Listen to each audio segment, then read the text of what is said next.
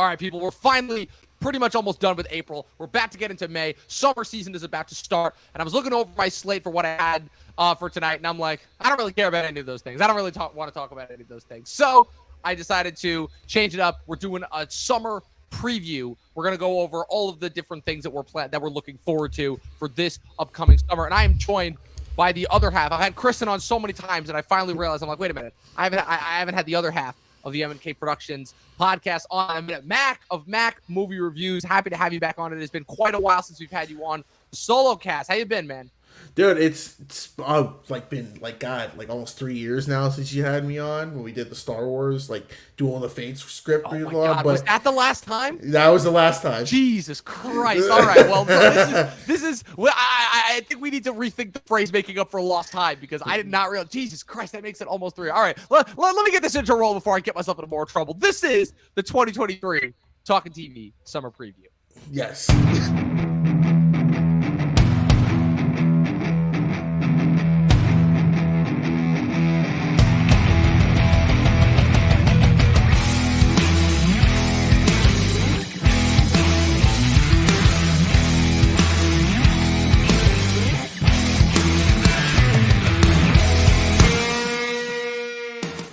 All right, we haven't gotten a chance to do one of these in a while. You know, we used to do these all the time, me and Chris, during the pandemic, where we just have kind of a mid-content week. So we would just be like, hey, you want to just talk about some movie news, some industry stuff? And he'd be like, sure. And well, I don't really have Chris on that much anymore, but that's fine. That's what my guests are for now. I've got Mac of Mac Movie Reviews on tonight. Mac, what's going on? Happy to have you back, man. Yeah, I'm really excited when you messaged me. I was just like, I get a lot of messages from kind of just random people and stuff like that. When you sent me a message, I'm like, oh, what's up? And then you talked about it. It's like, hey, you want to come on? I said, yeah, sure. My weekend's pretty free. I got nothing to do. So I said, boom. I mean, I just bought Hogwarts Legacy, but I need to take a break on it. I'm in too much. Yeah, I was about to say, it's funny. Video game releases are always weird. I never really quite know how to cover them on the podcast because I'm not quite a gamer. And so I feel like it doesn't really, I mean, they're all kind of, everything media-wise is kind of interchangeable at this point. But yeah. I never really know how to fit that into the slate. I know Chris was trying to during COVID. Chris was trying to experiment around and talk about some more games, some more game related content. That didn't exactly go through. But it's always weird with game releases because I'm always I feel like it's the releases. It's everyone is always hyping up the I remember when the new Elden Ring was coming out last year, and everyone was hyping up that release. And then when it finally came out, everyone was it vanished from the ethos. And I'm like, is video games are those even more weird than streaming drops? Because it's the same thing with TV and streaming, where it's you're super pumped for it, but unless it's an HBO where you're or a Disney Plus where you're getting hyped for the new episode every week, it's up until the release date, and then it's cleared out, ready for the next thing. I would say with video games, it's more it's just the initial hype of getting it into the console and playing it. And with the TV or movie drops on streaming services, it's more of a sustained push because it's either weekly releases or it's bi-weekly. But with the video game, example, Cyberpunk 2077, that got hyped up and then it released and then it was terrible. And then, Hogwarts Legacy, it came out. It's a little popular on the buzz trends on TikTok, YouTube, Instagram, Twitter. And after a while, it's done. And then it's usually the next game that comes out. So it's a cycle. So yeah, I mean, Hogwarts Legacy had the extra IP push behind it as well. Obviously, I think if memory serves, that kind of coincided with the announcement of the Harry Potter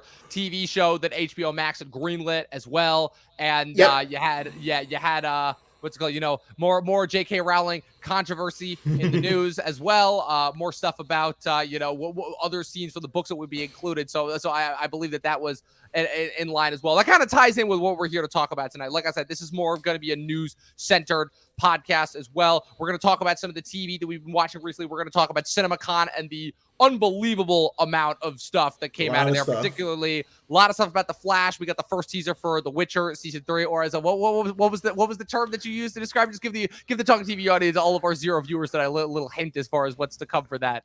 Shitter season 3. Yep, sounds about right. The latest instance of them of the IP fantasy based streamers just completely screwing over the incredible source material that is based off of. And then at the end of the show, I'm gonna give a little preview as far as what our summer slate is going to look like, because Mac, we got to mark it. For the first time in 3 years since COVID, we actually have a full summer movie slate starting in May and going through mid-August. The first time since 2019. 2020 was the year of no movies. 2021, we had like a few releases that we were excited for, and then like none of them hit. 2022, Top Gun was like just came and blew everything else out of the water. Yeah. Like, oh man, like can we just talk about that for a second? Just like movies. But we always talk about like, oh, are movies back? Are they not back? Whatever. And that actually ties into what I actually want to use to kick off this conversation. So one of the things that came out of Cinemacon, I listened to this podcast called The Town, which is part of the Ringer podcast network, which I'm an immense fan of. And out of Cinemacon, there came this survey about what are the most popular movie stars, right? Mm-hmm. That will still get people to like who do people want to see in movies in a theater? And dude, I think the average age of the movie star list is like 57 and a half or something like that. That doesn't surprise me. Like, it's all the old guys, again, it's all the traditionals. Cruise, Will Smith, DiCaprio, De Niro, The Rock, Tom Hanks, all of these guys. And like I said, all of these guys have been like big name movie stars for the last like 20, 30, 40 years. But all these dudes are old. And you just look at like the stance of like celebrity and what that even means now in the 21st century, in the digital age. Like who are the closest ones that we have to movie stars now? Like the Tom Hollands, the Zendayas, the Florence Pughs, the Timothée Chalamets. Like I see it. You're laughing even thinking about it. Because it's the thing is just like with the DiCaprios, the Smiths, the Cruises, those are recognized, proven names that they can be in any movie they can do, and it'll put butts in seats. Like you mentioned before, Top Gun Maverick, that put butts in seats because not only is it Top Gun, it's Tom Cruise. Like, me, you're gonna tell me that Miles Teller is gonna? Well, I like Miles Teller. Miles Teller's not gonna sell out the seat. And like people our age, like there's like you have the Florence Pughs, you have the Tom Hollands, you have the Daisy Ridleys, the John Boyegas, and these are all incredibly talented actors and actresses. But the problem is just that they're not recognizable as like main leading roles. Like Tom Holland's going to be the outlier here because I'm going to use him as an example. With Tom Holland, he's got Spider-Man. He's locked down for Spider-Man for years to come in years to go. But the problem is that when he tries to branch out, and I think he's a very tremendous actor because I like The Devil All the Time. That was a very interesting movie. Cherry was good. Uncharted was absolute dog shit. But it's when there's kind of a way when you bring him into a movie, you can sell him on that. That's why the Uncharted movie made that much money. But with someone like Florence Pugh, like, I mean, were you really going to run to the theater to go see her in Don't Worry Darling or even Harry Styles? So it's more. Well, that had the Harry Styles and all the behind drama of that came out of that. But it's interesting that you bring that up because that kind of ties into like what it is. So number one, it's the fact that what you were mentioning about first with the old stars, right? The old stars, I think the biggest difference between what they had coming up, because like I said, they weren't always known. Keep in mind, obviously, a lot of these stars, quote unquote, that we're saying, they're still relatively young. They're all like still coming up. Tom Holland is what, 26, 27, Florence Pugh, same age. Chalamet, I think, is just turning 28. Zendaya, 27. All these guys are like just like started to like hit where they would hit their apex. Like that's the other thing that people got to consider is that like a lot of these stars were like not super young. Like if memory serves, I believe that Pacino was like about to be 30 when he hit Godfather, just as a recent example. Same with Cruise. Cruise broke out in like the early to mid 80s when he was like right about to turn 20. But like that was kind of the outlier. So, but I think the biggest difference, I was listening to this podcast, and the biggest difference I think is that the brand, right? So they were hitting at a time, right, when the marketing of Hollywood was around the movie star. The agents were trying to set these guys up as brands themselves, so it's not Leonardo DiCaprio, the actor, it's Leonardo DiCaprio, the brand. It's Tobey Maguire, the brand. It's Tom Cruise, the brand, And obviously throughout the last, 10, 15 years, roughly 20 if you want to round up, you've had a significant change where obviously, with what's it called? With more shifts towards IP, franchise-driven fare, as well as streaming. So now the shift in focus has gone to the IPs. Now the recognition is it's not the movie star, the brand, it's whatever popular IP it is. For the last 10, 15 years has been Marvel. Your Marvels, your DCs, your Star Wars, it's your Jurassic Parks. Now we're getting into more video game IP. Basically, it's like whatever the IP is, that's what's selling it. It's funny because I hate to give Anthony Mackie credit, tying into that Falcon and the Winter Soldier meme that everyone loves, but Anthony Mackie called it like 10, 15, like whenever that interview was, where he's like, yeah, stars used to sell movies. Now IP sells movies. Because the sad truth of the matter is, you're right, Tom Holland is widely recognized as Spider-Man, but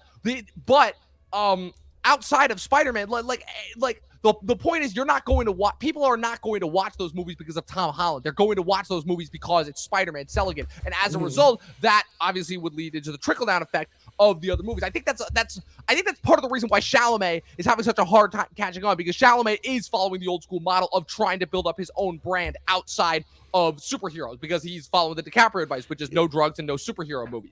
Yeah, and look at him. He's doing Dune Part 2 this year, and a lot of people watched Dune last year. And Dune he's also got Wonka coming out as well. Yeah, like you're right. Chalamet does have that old school mentality, which respecting him, and I'm like, with him, there's still time for him to break out, but I think he's really gonna hit that art house feeling to it. And if the superhero movies kind of die out, and then the mainstream takes over with these original movies, then I think he's gonna have a new place as like maybe the new face of the next generation, because he's actually a very tremendous actor, and it's just like the fact that he doesn't get enough love and he's not really catching on. Yeah, it's kind of disconcerting, but I wouldn't like pull my hair out and worry about it yet. This leads to the other slight issue that you see with the younger stars who, like I said, are not in the big IP driven roles. But I mean, you're just seeing this right now because just today, I think it was said that Paul Mescal, who's another kind of up and coming star on the younger side, I think he's another one that falls like right into that age bracket as well. You know, been pretty well considered the last couple of years. You know, his Hulu show, Normal People, he just got his first ever Oscar nomination for last year's After Sun.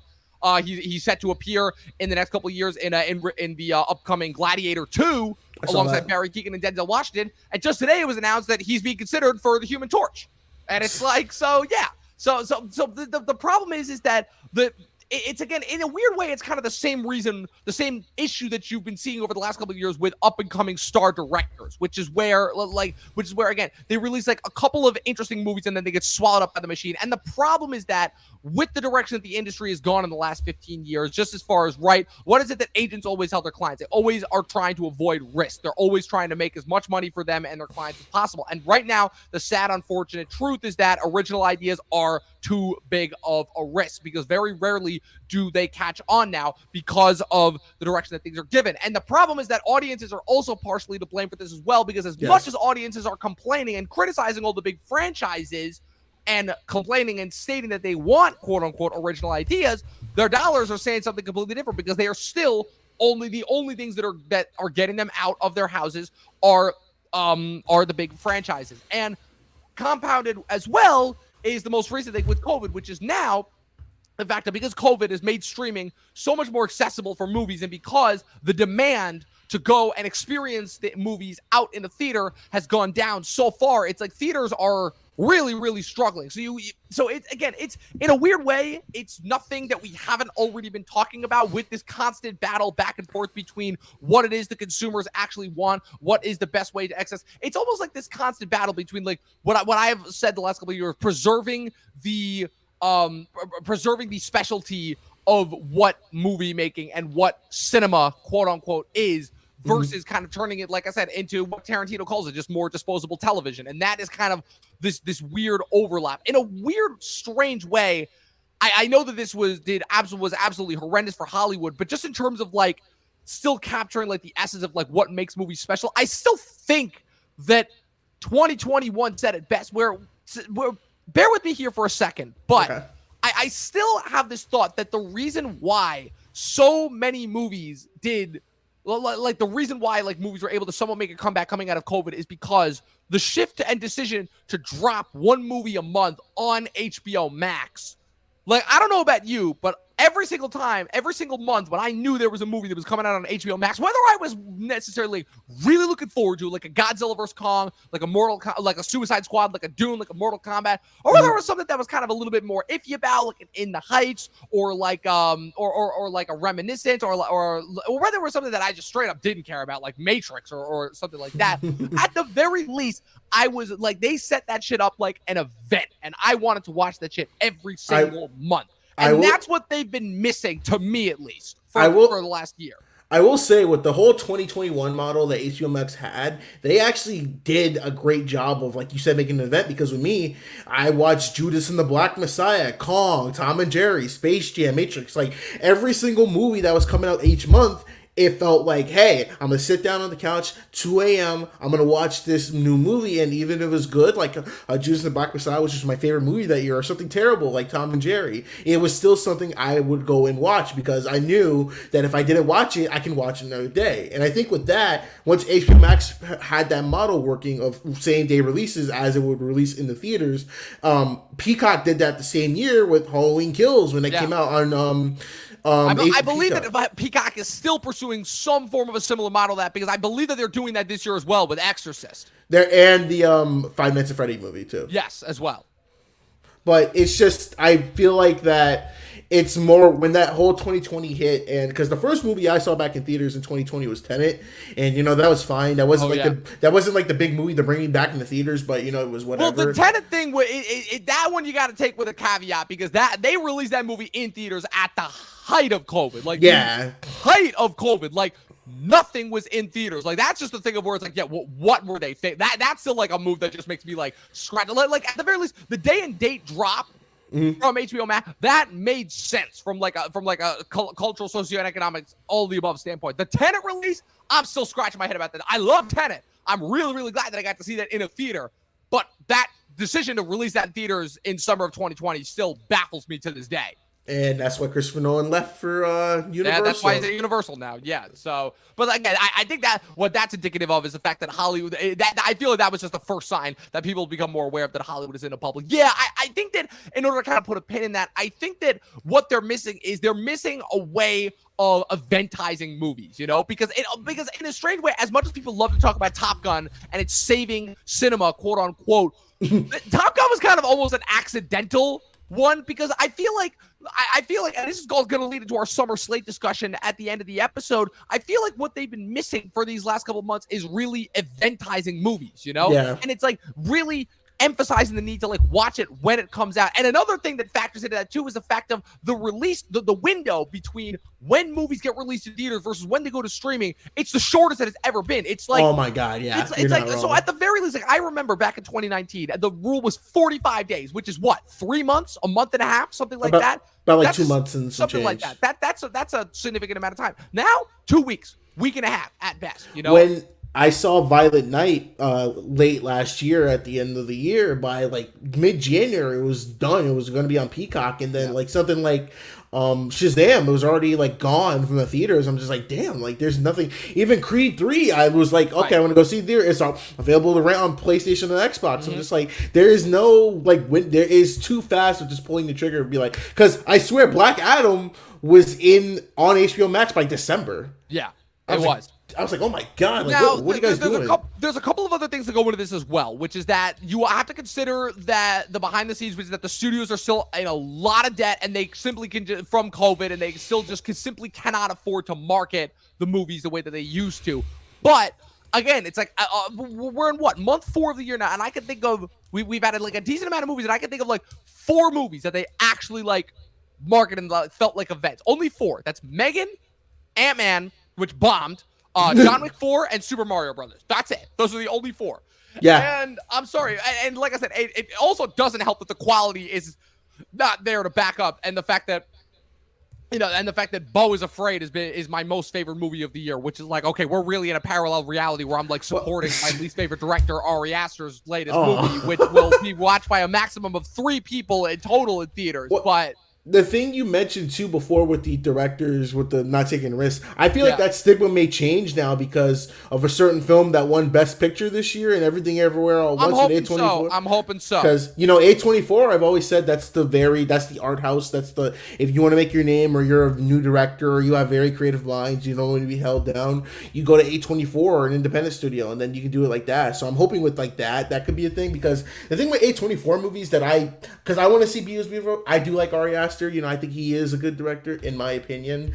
My thing with A24 is just the fact that their movies don't get marketed as well, because people will look at the trailer once to be like, that's too weird, and they won't see it. But it usually gets a lot of love in the streaming and video release. But I'm like, I wish A24 got more love in the theater. It's weird because A24, you always have to take with a caveat, because like I said, their audience has been niche for a while. Like I said, their origin, they kind of got started. They were kind of the first I think they might have even beaten Netflix to the punch on this because I believe that they were putting movies in theaters like right before Netflix, like right when Netflix was starting to experiment around with streaming with House of Cards, which is that they were kind of the first to hit like the whole viral sensation first, and that's kind of what they had going for them for a while, and for a hot minute that transferred well to theaters, and I feel like that capped in 2019, and then once COVID happened, it's like, okay, now they're just playing to like bizarro niche audiences. You know, they'll make a majority of their money back in direct to DVD and streaming sales. They've got their deal with Showtime. They've got their merchandise store, and so I just feel like the days of like the auteur hit A24 movie is gone now because they release like over I think like 20 to 30 movies a year now, and like what 5 of them hit, if that, you know. So that's always a weird discussion. But the Everything Everywhere All at Once thing, I feel like speaks more so to kind of the Oscars, and we always the Oscars are so weird, you know, because we know that the Oscars of like it sucks because the Oscars I feel like again they don't honor movies that like regular people watch anymore because regular people again they don't watch original stories, so it does kind of all tie together. But I feel like that's whenever you talk about the Oscars, it sucks because I feel like you have to like separate that conversation from what it is, because again I rattle off like all 10 Best Picture nominees to people this year, and if it's not Avatar or Top Gun, everyone's like, what, like what the movies? Like, At least I've seen like at least Elvis maybe because like that's a recognizable icon, but yeah. I've seen like 5 of the movies of the Best Picture. The other ones I'm trying to catch. I mean, I always go out of my way to try and watch it, but I will admit it has become significantly more difficult in the last couple of years. So that is going to wrap up that initial discussion. So like I said, we had Cinemacon this past weekend. We had a bunch of trailers that, you know, come out progressively. I have written down, you know, some trailers for Next Goal Wins. They what's it called? They also released current stills for Oppenheimer, which that new trailer will be released soon. Dune Part 2, Wicked. We got some stills looking at you know, we got a back shot of Austin Butler as Fade Rauta. They shaved his head. They haven't shown his face yet, but I'm like, man, I cannot freaking wait. Real quick, I wanted to get your thoughts. What are your thoughts on the fact that they're doing Wicked as a movie now? You know, do you have any attachments to that?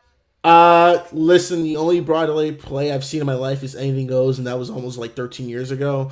But like, I mean, out of all the Broadway plays to bring to the movies, I guess Wicked would be it, because Wicked is very recognizable. But once again, that's more of like how many Broadway people who are fans of Wicked is going to be like, I need to drop everything and go see that movie. But you're forgetting one thing. I think you're forgetting one thing. And like I said, it ties into our movie star discussion at the top of this episode, which is again that Ariana Grande is the star of this movie as Glinda. And it'll be very interesting because like I said, the whole pop stars as movie stars translation, I don't think has gone as well as Hollywood would have hoped, considering that Harry Styles has headlined a couple movies now and none of them have really been huge hits, which surprised even me per se. But it did surprise me. He's not, as a leading man, he does not work. He needs at least some more skills. Him as like a supporting or even cameo, like in The Eternals or Dunkirk, is better. Him as a leading man, it just can't work. Yeah, so that's the only caveat that I'll throw in there. Also, this I was not aware of is that this movie is actually being released in 2 parts. The first of which will be released in December of 2024, and the other of which will be released in 2025. Which I've already made my thoughts clear. I think splitting movies up into multiple parts is effing stupid. I'm like, if you're gonna do a sequel, just do a sequel. Stop splitting up into multiple parts. That shit pisses me off. I'm like, guess what? I don't care if the full movie of Dune would have been 4.5 hours long. I don't care. I would have watched it. Martin Scorsese's Killers of the Flower Thank you. 3 hours and 42 minutes. Yeah, I don't want to hear it. I'm sick and tired of people complaining about movies lying, because guess what? Avatar 2 made $1 billion and people will still sit and binge an entire season. So people's complaints about lengths of stuff is irrelevant to me. So that always annoys me. So, but there's two big things that I wanted to talk about before we got into probably what was I will still say the sense of the most the most false hype, let us call it, which are 2 trailers. So did you get a chance to watch this Hunger Games trailer, the Hunger Games Ballad of Songbirds and Snakes trailer, whatever it's called? Yes, I did. Real quick, what are your thoughts on the Hunger Games franchise in general, and like, do you have any excitement going into this? So my experience with the Hunger Games is just kind of excitement. It's more like I remember I didn't really care for it because I like in middle school I hated all the YA shit. Yeah. But when I got older, it was on TV and I watched it and I enjoyed the first one for just kind of being like this nice slow pace kind of, and then it picks up with the battle royale scene with the Hunger Games. Yeah, it may as well be. Yeah. I mean, Hunger Games did rip off battle royale, so like but it's just nothing that people aren't aware of. But I like that one. The first one is probably my favorite. The second one, Catching Fire, I mean, it was okay. And my favorite part is when her dress caught on fire. I was like, oh, that's the name of the title. The splitting of the third part, I hate in the trilogy movies is the splitting up the like. Just give me more movies. I love Harry Potter, but like in hindsight, the amount of fucking movies they did, like Twilight, Hunger Games, Divergent before Part 2 just got canceled because it bombed. Infinity War and Endgame were almost going to be Infinity War Parts 1 and 2 before they shifted that. Like they just annoyed, and the outcome of that has been so negative that it's even made me reflect and go back and be like, yeah, Deathly Hallows Part 2, not as good as I remember. It's not. I'm sorry, it would have been because it's just the third act. It would have been so much better if it had just been one movie. If you do Part 1 and Part 2, the problem is that if there's a lot of time between Part 1 and Part 2, that's gonna have people realize like, man, maybe Part 2 isn't gonna be good, or it has so much expectations for it. That's why a lot of people say Infinity War is better than Endgame because it was a whole year. And don't forget, Zack Snyder's Justice League was gonna be 2 parts before that got canceled. They got meshed together the 2 movies. But Hunger Games, like I said, catching third one was okay. Having this be a prequel, I'm kind of sick of whenever they want to dust off an IP that hasn't had any shelf life. They're like, all right, prequel time. This takes place 64 years before the events, which is like, okay. Yeah, the young President Snow. I'm like, I believe this is based off of an ancillary novel that the author wrote, but like I said, I can't say I'm a huge fan of the Hunger Games franchise. I've only seen the first one. I know that that's the one that kind of boosted Jennifer Lawrence to stardom, but unfortunately it also kind of I feel like the problem is that, again, it's another instance of, recent modern movie stardom where Jennifer Lawrence, who was, again, at one point the biggest movie star on the planet, which is kind of a foreign concept considering that, like, the only movie she's got coming out this year is a goofy comedy. Yeah, let's try to have sex with an 18-year-old kid. That's the comedy. When she was in a Best Picture nominee 2 years ago as the second lead, that's depressing to say the least. But I'm not like, I mean, like, am I gonna go and see this? I mean, maybe like if I'm bored or if my girlfriend like she kind of likes Hunger Games, I might go see it with her. But my problem is just the fact that like it's not Hunger Games isn't as big as it was when I was, because last Hunger Games movie came out. When I came out freshman year of high school, and I think by that time everyone was moving on to Maze Runner. Yeah, that was freshman. Yeah, that was freshman. Ironically, that was for I believe that was freshman year of college was last Hunger Games, and I think strangely enough, I think that the final Maze Runner was only like a few years after. So yeah, so you're right. And Maze Runner, thank God they didn't do that stupid splitting it up into 2 parts. They at least finished that up as a full trilogy. Yeah, I think what's so interesting is how everything is kind of tying into our initial discussion, because I don't think I've ever seen a more strange mix of movie stars, quote unquote, with IP, where you have Hunger Games, which again, not that big of an IP, but a recognizable enough IP. It was a pretty successful movie franchise mixed with, again, it's like Rachel Zegler, who's been in a couple things recently, West Side Story, just in the most recent Shazam. Peter Dinklage, obviously recognized from Game of Thrones. Viola Davis. Couple other big name stars in there who I am currently forgetting that I am about to totally cheat on. This is the state of movie stardom. Hunter Schafer from Euphoria is set to star in it. So there are some people that are going to be in this movie for sure. Well, the thing is too is just like, are you banking? Because like another thing is like the nostalgia. So you wait a certain amount of time before you dust off the IP. But I'm like, is the nostalgia there for Hunger Games? I don't see anyone. That's what's so weird about it. I don't see anyone like, nostalgic about Hunger Games. It's only been 10 years since it was 11 years since the first movie debuted. They're like, man, I could really go for a prequel on Hunger Games. I want to know how Snow came to power. Not to mention the fact, I think that Hunger Games, if memory serves, and you can correct me if I'm wrong, but Hunger Games is like the last franchise that like was banked on the movie star, because how many like book fans of the Hunger Games were there? Like that movie like really struck gold with Jennifer Lawrence. And like I feel like still when people think of Hunger Games, they think of Jennifer Lawrence. So when they see this movie and they're like, the fuck is Tyrion from Game of Thrones doing here? And all these other people, like, You know how people do with prequels. I still have flashbacks. I haven't explained to people about Star Wars. That Rogue One was not a sequel to Force Awakens. That it was a prequel. But in between the prequel, it's like, oh my god, just like it brings up the whole prequel discussion, and it gives me a headache. But all right, so moving on from Hunger Games, you want to talk about Flash? You want to talk about shitter? Shitter, as you should say. We'll save shitter for last. Let's talk about Flash. All right, let's talk about the Flash. So, what's it called? I don't remember if they showed a new trailer. They showed a couple minutes of it at Cinemacon, but again, it's weird because like we all know the status that DC is in. DC is like pretty much just burying all of their movies until because again Superman. Because the problem is they fucked up. They fucked up when they announced, and again in their latest line of fuck ups when they announced the James Gunn thing.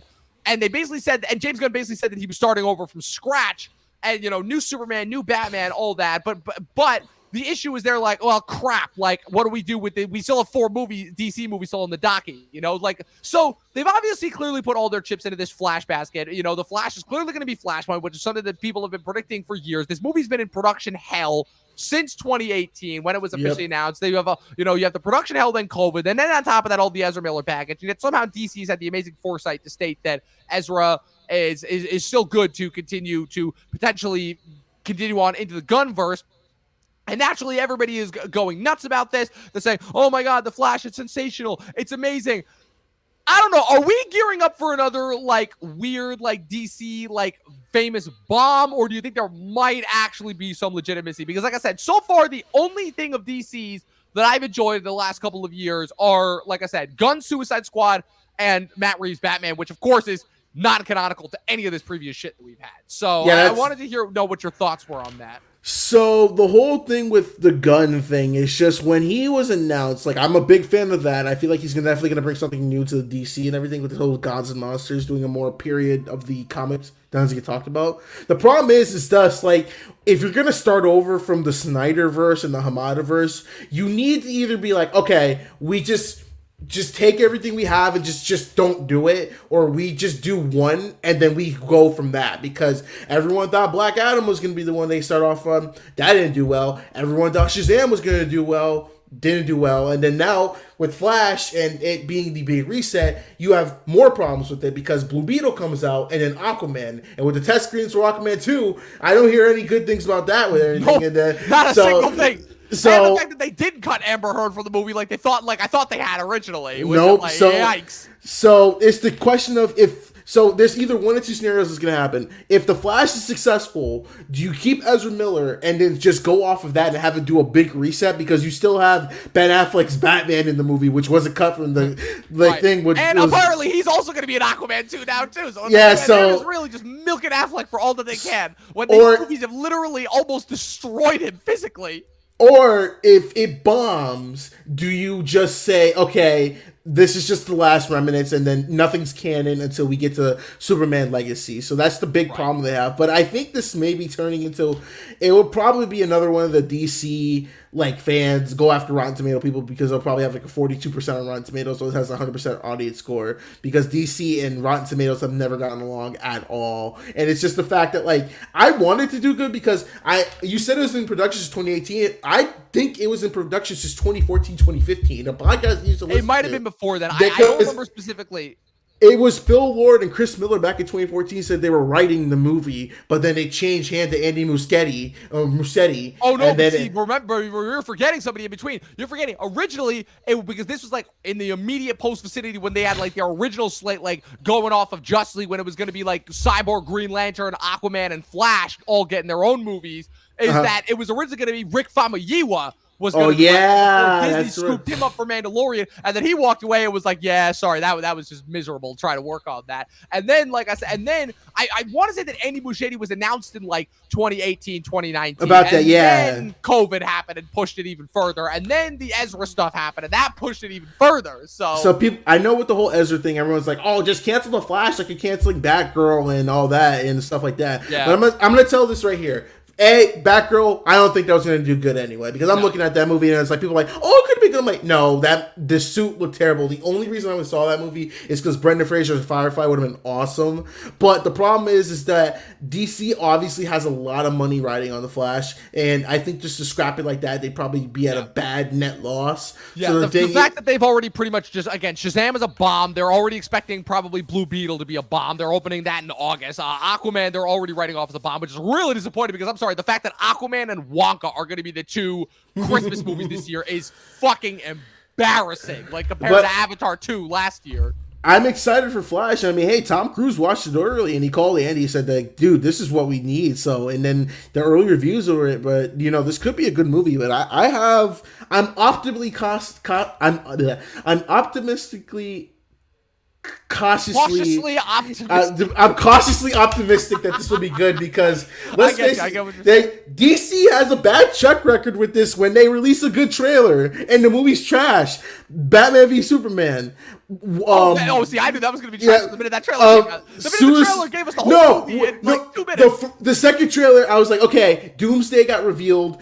Maybe it'll still be good. No, Suicide Squad. That marketing was perfect. I was so excited for it, and I'm like, oh no, this movie sucks. So much so that they trusted the movie to the marketing guys, and that was the result. And then so it's that problem of like their trailers always look good, but then the actual product we're like, oh my god. So the Flash, it's gonna be cautious, but I have a good feeling because if they actually just. Because people are not going to see it for Ezra Miller; they're going to see it for Michael Keaton. Of course, just because that's the big hype. Yeah, it's Michael Keaton, and like so. Here's the thing, right? So, and I wanted to get your take on this. So, apparently, Michael Keaton is a lot more valued of a star than I originally previously anticipated. Because I personally have never understood why people like have this like adoration for Michael Keaton. Like I've just never understood it because to me, the Burton movies, and I know this is highly subjective, but the Burton movies to me, quality-wise, they've never had to me the appeal of what the Bale movies have. Like to me, the gold standard of when you think of Batman are the Bale Nolan movies, But like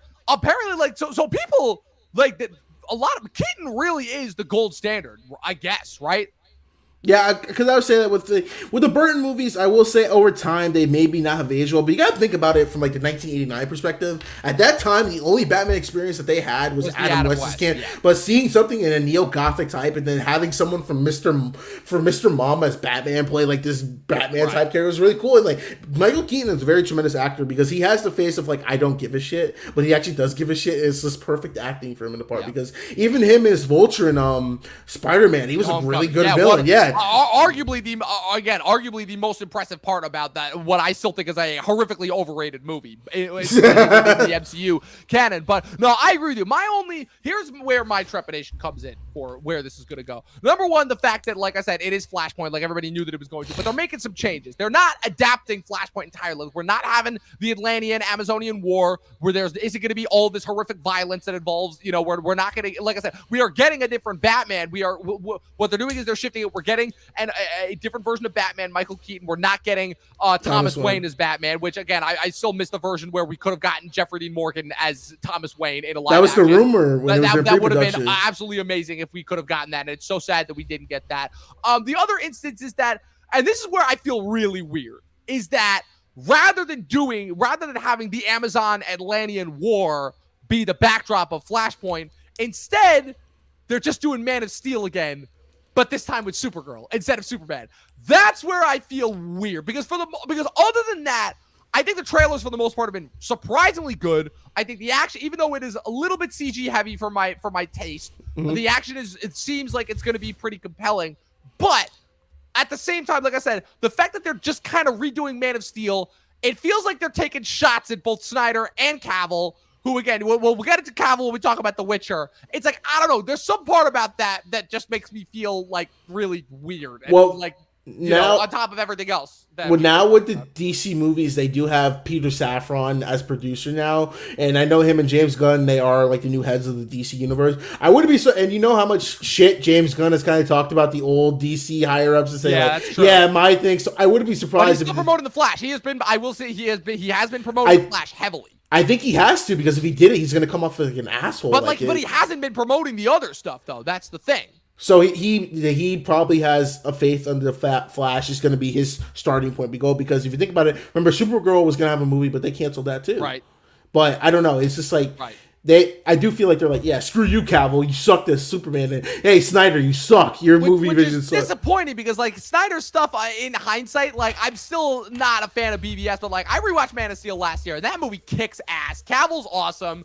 I think the Cavill is just completely his portrayal of everything has just been misunderstood. And like I said, it really sucks because again, what we're going to talk about The Witcher next is that Cavill is just that dude that just loves this shit so much and just wants to get it right. Mm-hmm. And all he does is just get screwed over by every single studio that just wants to, again, quote unquote, insert their message and just, again, make another shameless product. And that brings us into the trailer for The Witcher Season 3. Another thing that Cavill is walking away from because they can't get it right. Again, he is such a huge fan of The Witcher. Man is The Witcher. This man is he put in his time. He played the games. He read the books. He was correcting them on The Witcher lore behind the scenes.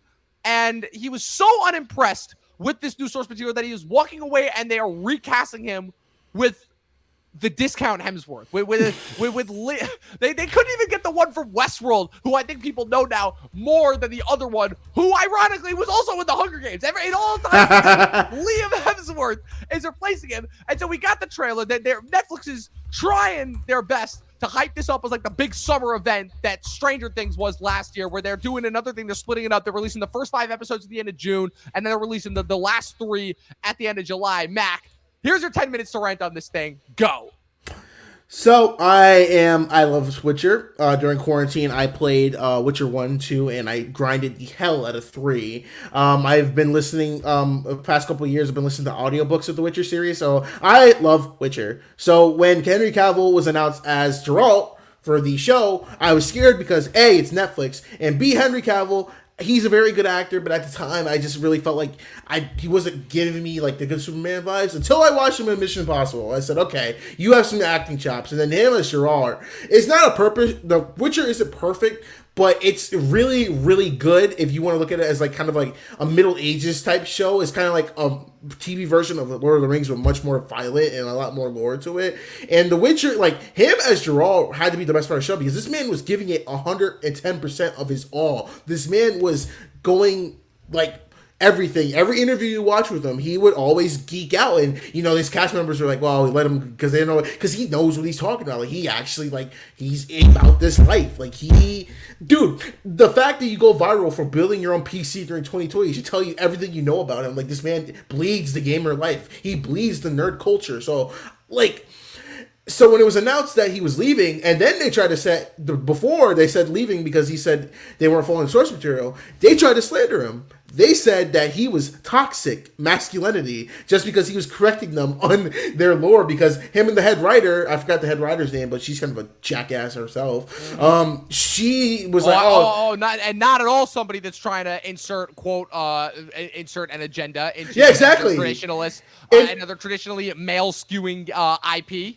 When they said, oh, he was very toxic, like, look at Henry Cavill. That is not, like, that man is freaking chill. I would see him as toxic. I would see him as someone, he may come off as sometimes, if he's correcting you, he could be saying in a way that you could take offense to that. It's just you get mad because someone who actually knows the source material is just saying, hey, maybe we should do some that, and you get butthurt because you want to do your vision, and it's like, whatever. It's like, okay, we're going to replace someone with The Witcher, the season 3, we're going to get Liam Hemsworth, which everyone loves and such, right? Like, there's been, who is so desperate for a job, he will literally do anything, even though he is Thor's actual brother. He's like, he really is like the Loki in real life to Thor. I'm sorry, I don't know why I'm taking so many shots at Liam Hemsworth right now. No, but like, name one Liam Hemsworth movie that's actually good. Is it sad that I can name like 2, but none of them are good? What were the movies? Well, so besides the Hunger Games, I remember that he was the star of this little movie that I saw for my 16th birthday. It is a movie that absolutely nobody has seen, and absolutely nobody should see because it is one of the worst movies I've ever seen. Ironically, because it was unfortunately also the movie where I was introduced to Amber Heard.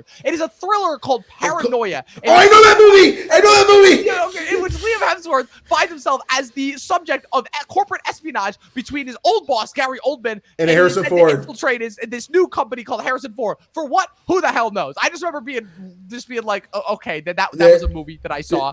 There was a part in that movie when he was running on the security cameras and he ran like the weirdest one I've ever seen in my entire life. I was like, wow, Liam. I'm like, Jesus Christ, you're so lucky your last name's Dunkworth. Otherwise, but as soon as he gets I think that was also like at the height when he was like dating Miley Cyrus too. Yes. So.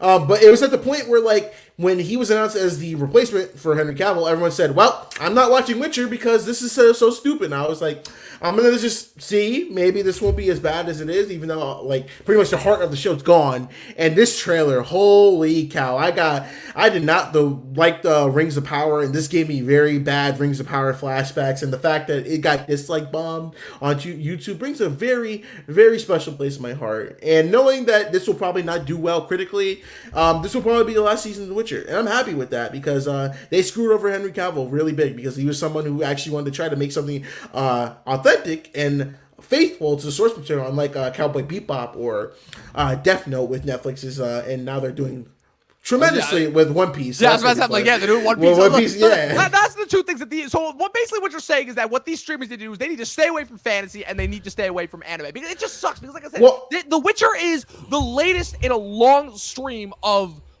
shows, and The Witcher, granted, is not at all putting in the money that Amazon has been putting into shows like Wheel of Time, like Lord of the Rings, where it's like, wow, with the amount of money that they are putting into these freaking shows, why are these things not? These things, by all rights, should be fucking incredible. And Wheel of Time bored me to tears. I couldn't even get past the 4th episode. The Lord of the Rings show, I watched every episode, and I'm realizing now that the reason why I did is because it was one of those I forgot what the term to describe it, but it was one of those things where it was mimicking the essence of the Jackson movies, you know, with the score and the visual look and you know and the mapping and everything. But in reality, it is just like it's garbage. It's complete and absolute garbage that is kind of silly and nonsensical and changes and messes around with the source material in ways that it doesn't need to. And while I am not as familiar with the Wheel of Time and Witcher origin source material as I am with the Lord of the Rings stuff, it's still like I understand kind of why all these fantasy fans are pissed off, because this is not like something like comic books, which have changed tremendously in the relatively short compared to, you know, when some of these other stuff, like these are like hardcore adaptations that have like a lot of interesting and core built stories to build from that these streamers are just blatantly messing around with. And what also frustrates me to no end is their constant need to feel like they need to intercept messages in there so that they can mess around with, you know, different time eras that are perceived as traditionally toxic masculine, so that they can, like, I don't know, make it more accessible to other people. I'm like, yeah, but here's the problem with that mindset, that the demographic that you're trying to hit, we're going to watch this shit anyway because they didn't care about it in the first place. So it's the problem with, like, when you do a adaptation of something, it's more of like you bring the people in who don't know anything about the source material. They just say, hey, here's an IP, make your own story and only use elements, aka Halo, when they're like, yeah, no, we didn't even we read the book, so we're just gonna make our own story, but, you know, screw this and that. But it's just more like with The Witcher and like Lord of the Rings, these are source materials that have been written since the 60s and 70s. So for you to be like, oh yeah, let me just X this out, and then the reason why is because you bring in people who want to make their own stories. They want to do this and that and everything. And it's just like, you guys aren't doing it. And then when people complain about it, you call them toxic incel fans who don't know. I'm just like, is that the one that's going to be a buzzword for the companies? It's the same exact thing that Marvel has been doing, but I think to a much more egregious example, because at the very least, Marvel to me was at the very least like, you know, the Marvel is still doing like some things good, like they still put some effort into No Way Home and into Wakanda Forever, and clearly, you know, if any of the reception coming out of Guardians of the Galaxy 3 is to be believed, you know, at the very least with the superhero stuff, that's still more recent. But like with this fantasy stuff, it's like it's becoming unbearably obnoxious and it's becoming like really, really frustrating and annoying. And I'm kind of like beginning to understand why all the people like I didn't understand it at first. Like my whole thing was, it's like I started watching Wheel of Time and I'm like, this is cool, but I just started reading. But I will say this though. Is just as far as me goes, hey, all these shitty adaptations are just making me want to go back and read all the things that they are based on, because pretty much, yeah, because I'm getting into Wheel of Time. I'm a big fan of this book right now. What's it called? I am getting into Witcher heavily. I probably will start reading the books of The Witcher as well. And I'm also getting into like I said, this has certainly got me back into reading because I've also, like I said, I've been reading a lot of stuff recently. I've been reading the Atlas 6. I started reading Brandon Sanderson's Mistborn trilogy, which is also being adapted, which I know is part of his larger overall Cosmere book series. So I will say that, like, as far as like all these shitty fantasy adaptations actually like getting me to read again, kudos. At least there's one good thing that came out of that. So, so before we wrap up and get out of here, I wanted to break down Mac. Like I said, we've been hyping it up. Like I said, I feel like we were kind of misleading people a little bit as far as that goes. But we are finally, we have a summer movie slate to break it down. Oh man, it's like I've been waiting for a real summer, and not even just a real summer slate, a slate of movies that people are for the most part actually going to watch. Because and like I said, we've even got some little bit of inserts, because the other remarkable thing about this summer is that this is the first time in, I want to say, 4 years, I believe, since 2019's Good Boys, where we have some comedies. That's right, comedies going to theaters. It is a momentous occasion. So like I said, people, we will be breaking these down week by week. I also think that I'm going to introduce a new segment as well, where we start tracking the box office and we start ranking and seeing which one of these movies does the best by box office totals. So we're kicking it off with Guardians of the Galaxy Volume 3, which is opening up this weekend. I think that as far as anticipation levels go, this has like been at the top of the list for me. I've been waiting for this movie for a long time. I've been hyping it up since the trailer came out back in December. This movie is going to be emotional.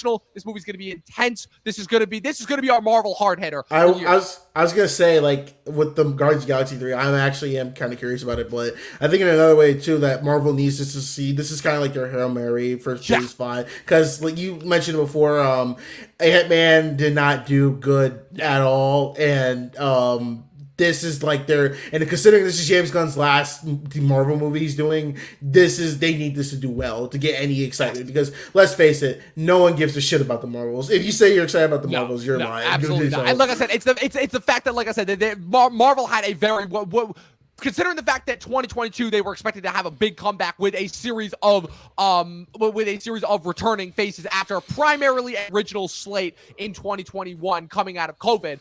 But like I said, the fact that Multiverse of Madness, Love and Thunder, and Wakanda Forever did not at all do the numbers that they were hoping or expecting to do, they really need Guardians 3 to be a hit. But just based off of the overwhelmingly positive reactions that have come out of the premiere, and that I think that this movie is going to do very well. Then 2 weeks after that, you have Fast and Furious Part one. That's right. They're not announcing this, but this is part one. Listen, all I know is you get the trailer, you get Jason Momoa cracking lines, you get Vin Diesel driving a car down the Hoover Dam, you have wrecking balls. I don't care how stupid these movies are. I cannot wait. Every time you have a Fast and Furious movie in the trailer, I am sick of these movies, man. I love Fast and Furious, but I'm so sick of it. I'm just sick of 9. I'm like, put him in space. Actually, put them in space. They overshot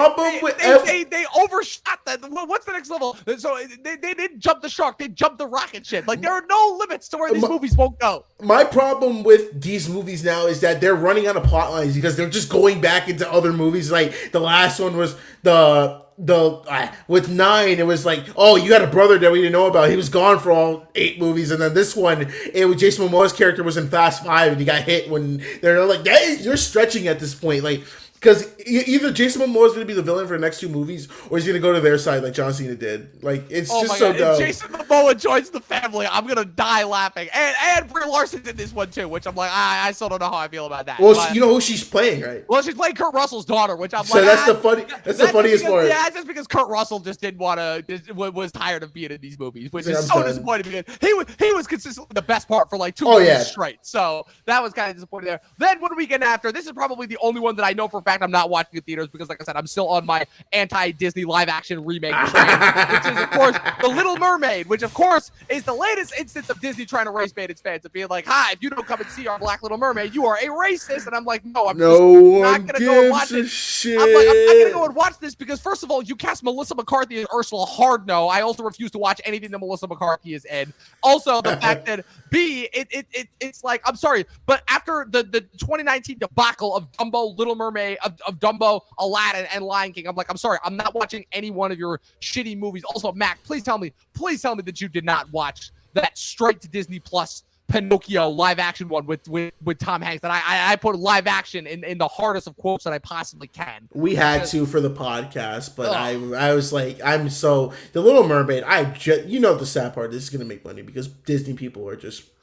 It is Memorial Day, and Memorial Day has historically been a weird box office weekend. Like I said, Top Gun I think is the biggest Memorial Day opening in the last couple of years. I feel like the two biggest and most memorable Memorial Day releases for me in recent memory, it was Fast and Furious 6 in 2013, and then X-Men: Days of Future Past in 2014. But I remember that X-Men Apocalypse, which opened. That was kind of a misfire. Like I said, Memorial Day is not a surefire movie hit. That weekend is always kind of a hit or miss one. So I'll be interested to see how that one does tracking wise. Then we get into June, and this one again, we got a murderer's row here. June 2nd, Across the Spider-Verse. Cannot fucking wait. Oh my if God, this is anything quality wise like the first one, just based off the massive amount of voice talent, the crazy amount of animation, and like I said, if it's anything quality wise like the first one, can't wait. That's a also surefire part hit. 1 too. Part one as well. Yep. Although they're not really though, because this one is Across the Spider-Verse, and the next one is going to be Escape the Spider-Verse.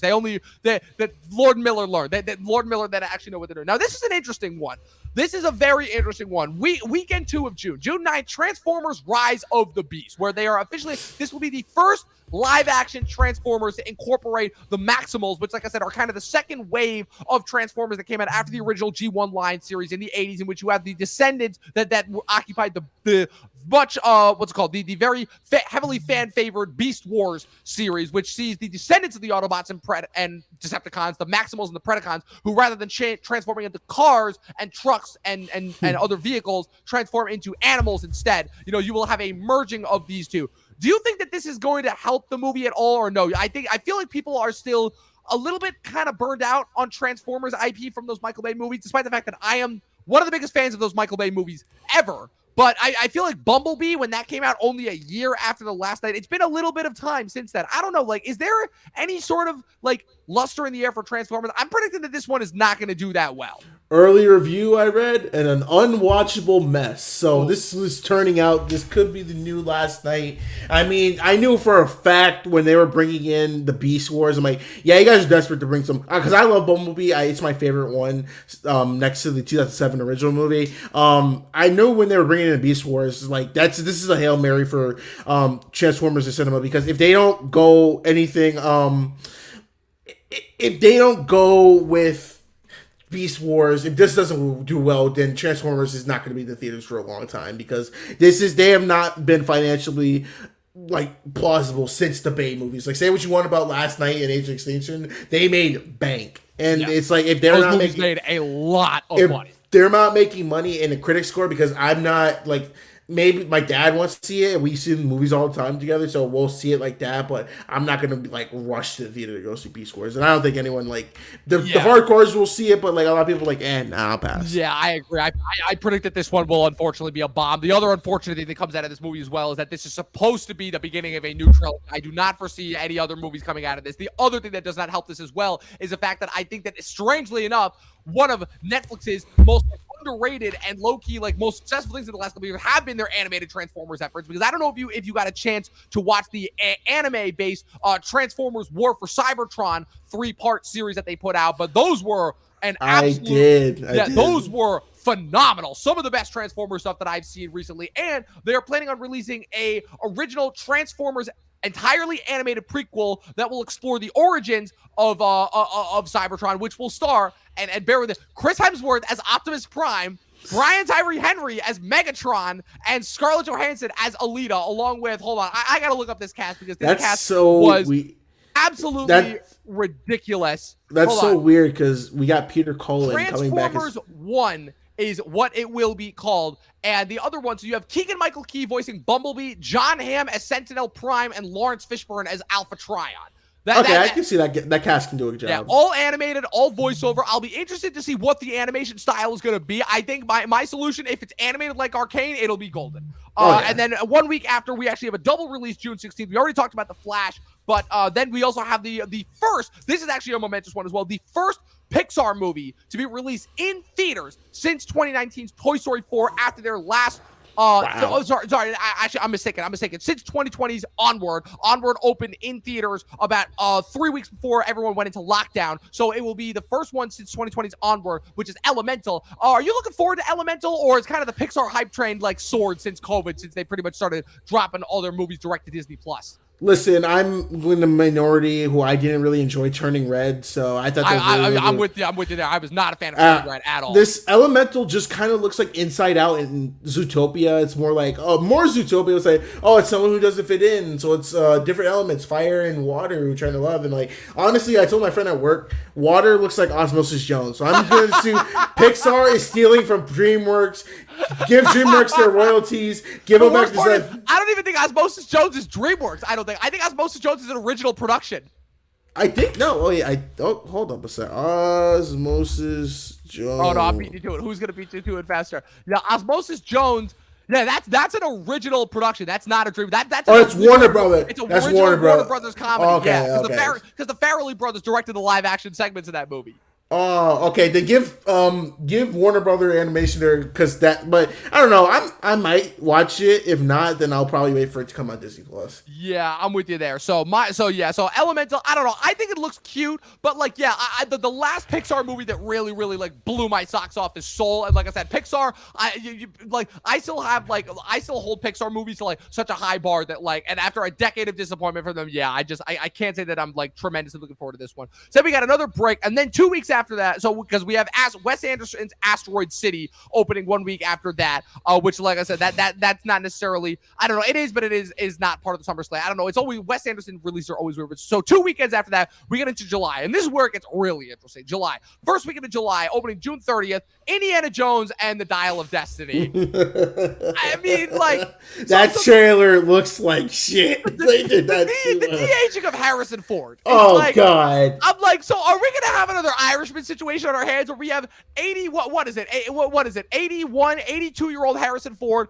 having to pull off action sequences, but even though it's CG and he looks like 30 years old, like the 80-year-old body cannot do that. So like, was his CG face put on like a stunt double, or like what? I'm going to assume it was the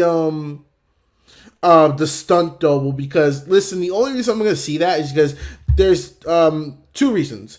One, I've never seen Indiana Jones in theaters before, because I wasn't alive when the other ones came out, and I was like 8 when the 2008 one came out. And two, Mads Mikkelsen as the villain, I feel like he's going to carry that movie because he's a very fantastic, underrated, underutilized actor.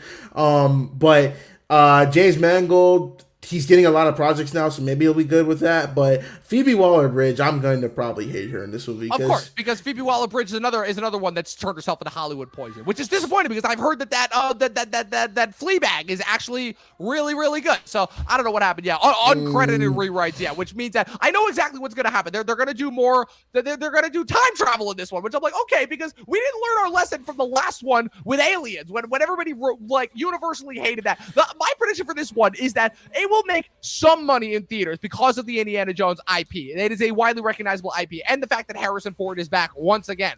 But the review, my prediction is that the reviews for this are going to be so bad that, similar to how the sequel trilogy made people look back at the prequel trilogy and be like, they're going to look back at Crystal Skull. They're going to look back at Kingdom of the Crystal Skull and be like, maybe we were a little bit too hard on that movie. Maybe that movie wasn't as bad as we remember. Maybe Shia LaBeouf swinging at the trees with CG monkeys. Maybe that wasn't that bad. And okay, listen real quick.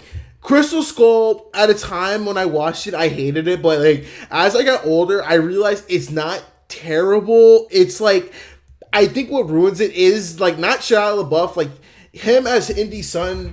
You know, that was a little dumb and stuff like that because you could have had Ki Hu Kwan as like Indy adopting him or something. But the whole like, the fact you're using Nazis again as the villain, you know, we're kind of like, we're old to that point and stuff like that. And then the whole like alien thing, I mean, that works for the universe of Indiana Jones, but it was just dumb because Indy just stood there like, he felt very old. Like that was like when we saw, okay, Harrison Ford's really up there in age, but like this one, you can really tell like, oh my God. Like, and he said this is his last one. What is the fact that like, if this movie sucks, his legacy as Indiana Jones will be tainted because he's going to be in 2 movies that are considered garbage. Yeah, it's so tragic. It's beyond tragic. But so Was like, oh, thanks, Nevin, for tuning in. That's my coworker, Nevin, tuning in. Hey, That really means a lot. All right, so now we cut to it. Like I said, so we got Insidious: The Red Door, the 5th Insidious movie, opening up the weekend after that. Shit. Like, I don't care. Why are they still making these movies? But now we get to the big one. So 2 weeks after Indiana Jones, we got Mission Impossible: Dead Reckoning, another part. I'm done. Part one. Part one. You're a part one, baby. Let's go. It's impossible. They're following me around, I swear. Needless to say, I'm very much looking forward to this. I love all the Mission Impossible movies, even the second one with the John Woo with the dumbass slow motion and the dogs flying everywhere. This movie will be interesting because this is the one that Tom Cruise had yelled at everyone and made everyone quit. That's true. But listen, at this time we're gonna get him literally flying a motorcycle off a cliff. But listen, all I know is I know everybody loves Mission Impossible. I love that everybody loves them as these action movies. Like I said, I enjoy these movies. I do. My hatred of Cruise does not get in the way of my enjoyment of these movies. Again, Fallout was really fun. Good. Yeah. I like each and every one of these movies. My prediction is that this movie will be no different. Will it make as much money as Top Gun did? Will it be hailed the way the Top Gun did? No, but it will still be successful.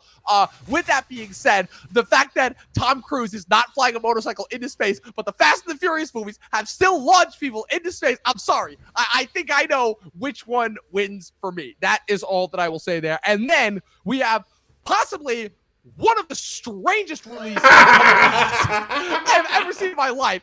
This is how you know we were hyping this up. July 21st, we have the double release of Christopher Nolan's next movie, Oppenheimer, which is, I am still predicting will be the movie event of the year. I think that when it comes to what will be the movie that people talk about from what will be the movie that defines 2023, my prediction is it will be this movie. It will be Oppenheimer. I think this is going to be a gigantic success. Well, I think that this will be up there within the highest grossing movies of the year. I think that it will definitely get Nolan another Best Picture nomination. And my hope is that this could be finally the movie that gets Nolan his long-awaited, maybe not Best Director, but at the very least his Best Picture win. I'm hoping.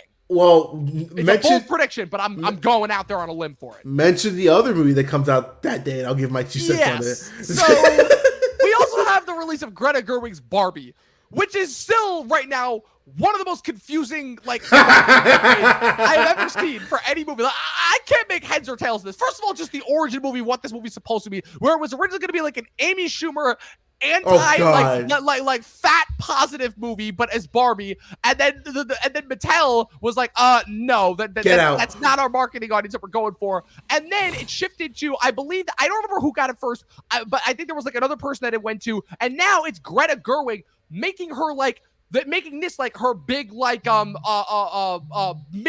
to large budget debut. You know, like I said, this is continuing in like a couple of lines of like auteur directors, you know, where you had Robert Eggers, Jordan Peele, and Ari Aster all released their third movies, each of which have gotten progressively more of a budget, you know, with the Northman, Nope, and Beau is Afraid all being like the biggest budgets that those three up-and-coming directors have had to work with, kind of following in the Ryan Coogler method. And now you have Greta Gerwig with Barbie, following up with Lady Bird and Little Women. And I have to say, man, I don't know what to make of this movie. I don't know if this is going to be like a secret sleeper hit that is just messing around with everyone with one of the most ingenious social media marketing campaigns ever, or if it is just going to be like just a complete and utter tonal mess. Like I'm completely, I have no idea what to make of this at all. I think with Barbie, I've been preaching the Barbie train. When that first trailer came out, I said this is probably going to be one of the movies that people are going to watch just to see what it is, because what a trailer I think should not give you the whole thing because it will leave you wanting to go to the movies. I'm thinking it could be a mixture of Fat Albert, of like they're in the like, it's a bad comparison, but hear me out. So I was rumored when Will Ferrell was cast, he plays the head of a toy company. So I'm assuming when they had to sign the Real World that they're going to, because they even said America Ferrera's character in the poster says the real person. That means that you can probably, Barbie is seen as a real person. They live in this world because there's a lot of meta jokes with, you know, Margot Robbie standing on her tippy toes and Ryan Gosling's like, I want to stay at your house tonight. And he goes, what do you want to do? It's like, I don't know. And it's just like, it's fun. I think it's more like it's not going to take itself seriously. And while it's going to be faithful to, I can't believe saying Barbie as the source material, but you got to think about with this day too, that this is going to be Christopher Nolan's first movie going up against his old studio, because this is his first movie since Tenet. And Tenet was the last movie he did. Right, that will not be done with Warner. I believe it is his first movie since Oh my God! Since I want to say what I got to check with Memento and Insomnia. I don't remember, but since Batman Begins, at the very least, that he is not done with Warner Brothers. This will be a universal release, opening up against Barbie. If you think about it, this happened 15 years ago in July because Mamma Mia came out the same day as The Dark Knight. So you're like, because here's the thing, because I think Oppenheimer's gonna be great because that's definitely gonna be a movie for us because we're nerds and we're gonna see something like it's Nolan. The thing is like, but again, this is just the Nolan effect again. Again, taking Tenet out of the equation because, like I said, I'm still of the opinion Tenet was a fluke because of COVID. Dude, you have a movie like Dunkirk, which should not at all have been as big a hit as it was in 2017, and it's one of the highest grossing movies of that summer. Like, Nolan has become a brand. It ties in again what we were talking about at the top. Nolan has become a brand in and of itself. He is the last director that can sell big budgeted movies. These movies have tremendous budgets, like tremendous. He fucking blew up a real atom bomb. I was gonna say, with Nolan, with his movies, there's gonna be at least one thing you're like, wow, how did he do that? Like we said with Tenet, man blew up an actual 747, and the fact that he's like, when we found out what the next movie was, Oppenheimer, and you look up who Oppenheimer is, he's the father of the atom bomb. You're like, is he gonna blow up an atom bomb? Like, what the hell? Like, and you're like, okay, you don't know. You really don't. So I don't know with Oppenheimer. That's gonna be more. That's gonna hit the general audience too, but a lot more of us people who dissect these movies and like eat it up and everything. Barbie, it's hard to say because programming to say the least. Like Barbie's. Here, let me ask you this. And this is gonna make me sound like a sexist pig, but bear with me for a second because we know again that traditionally the summer blockbuster slate has been male skewing, or worse, like I said, when you get a case like The Little Mermaid, male skewing, but trying to disguise as being female skewing, right? Traditionally, you do not have female skewing movies. Unfortunately, the movies that are usually female skewing are like your rom-coms, which don't open in theaters anymore, or now you have like these female led, but it's really weird, like your Joy Rides and your No Hard Feelings, traditionally like male leaning goofy raunchy comedies, but that just happen to have female stars. What's interesting about Barbie is that like Barbie to me, and this is where the Greta Gerwig, Barbie seems to really be aiming for the female demographic in a way that I feel like no big budget level movie has aimed for ever traditionally. So that's kind of what I'm really interested in. And I wanted to know what your thoughts on that were. Well, I mean, if you think about it, Barbie is Barbie is more made for the female demographic and stuff like that. And with the Barbie movie, the brand of Barbie, if Greta Gerwig's really going to go for this meta type joke that we're all in a joke, is that they're going to market it as Barbie. I mean, look at the promotion. Everything's pink. That's Barbie and like stuff like that. So it's like having a lot of this, and Greta Gerwig's movies, they have been about female empowerment. The Lady Bird and Little Women, which I enjoyed Lady Bird and I love Little Women. I thought it was one of the most underrated movies of 2017 and 2019. And it's just the fact that like her doing this Barbie movie, I feel like she's gonna take her style and just make it just mainstream of Barbie, because let's face it, possibly Barbie could be, if it's what I'm thinking it's gonna be is really good, it could be nominated for some awards, and I don't know what time. Insane. That's the timeline. I don't know. Could you imagine the universe? Margot Robbie wins her Oscar for Barbie. I would lose my shit if that happens. Oppenheimer, Best Picture.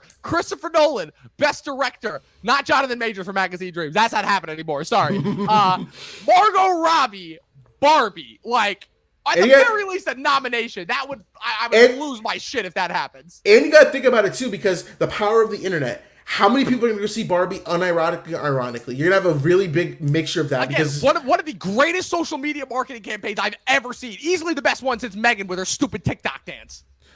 I would say that and then, Morbius. Like, you make something big just from the trend and stuff like that. Just based off a meme. Yeah, and then I think with Barbie, you already see the memes, like me and the boys going to pull up to see Barbie with like Reservoir Dogs. So you're going to have people there ironically and unironically. Kind of like with Minions Rise of Gru, when people are going there just as Minions and throwing bananas at the screen. Like, if you just get people in the theater and then they actually sit down and watch it, they may actually enjoy the movie. So I think that's what Barbie's going to go for.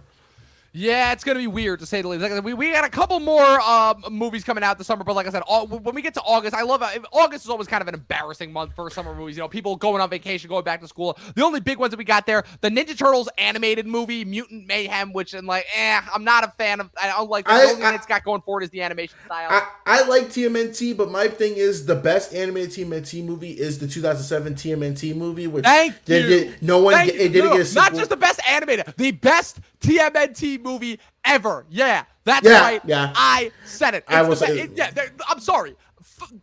You're not gonna get me with the fucking Secret of the Ooze, Go Ninja Go, Toka Razar, Super. You're not getting me. You're not getting me with that bullshit. '07, the animated. I don't remember the director's name. With fucking Uncle Iroh as Master Splinter, Patrick Stewart as the bad guy. Chris Evans as Casey Jones. I was about to say, oh my god, Buffy the Vampire Slayer and fucking Captain America as April O'Neil and Casey Jones.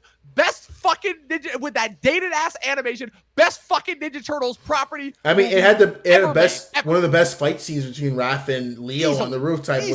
Like that scene is really good. But like, I don't know. And the fact that Seth Rogen's doing it, I'm like, okay, that's random. I guess he's like, that doesn't give me confidence. And I'm not gonna go in against to get the voice actors because I feel like the kids are nice people and they could probably be like the younger. The only voice actor that I've recognized is, ironically enough, the kid from Good Boys who was also in Boardwalk Empire. I think he's voicing Raphael. I want to say. Wouldn't be surprised because I'm like, I had no idea what these kids are. Yeah, I don't know. But like I said, just a couple other ones that I wanted to mention. Hypnotic, the Robert Rodriguez directed, Ben Affleck starring one, which will open the weekend in between Guardians 3 and Fast X. Fool's Paradise, which is Charlie Day's directorial debut, also opening that weekend. No Hard Feelings, the Jennifer Lawrence starring vehicle, that's pun intended, which will open the same weekend as Asteroid City, June 23rd. Joyride, the all-Asian female-led movie about starring Stephanie Hsu and the chick who was just recently in Beef on Netflix, who are starring, which centers around 4 Asian female friends who are going to China in order to discover their origins and heritage and go on wacky adventures along the way. And Insidious, The Red Door, which opens on July 7th. Also, the Zendaya-led, Luca Guadagnino-directed tennis movie Challengers was previously set to open in August and will now be released in September in order to get closer to Oscars, potentially. So, like I said, that is it. That is our summer preview. Like I said, we're going to be breaking down at the very least every single one of those major 10 polls that you and me talked about. Oh, also the A24 movie that premiered at Sundance, Talk to Me, the Australian horror film that I've heard has been getting some pretty good reviews as well. That will be opening up the last weekend of July. So possibly like some late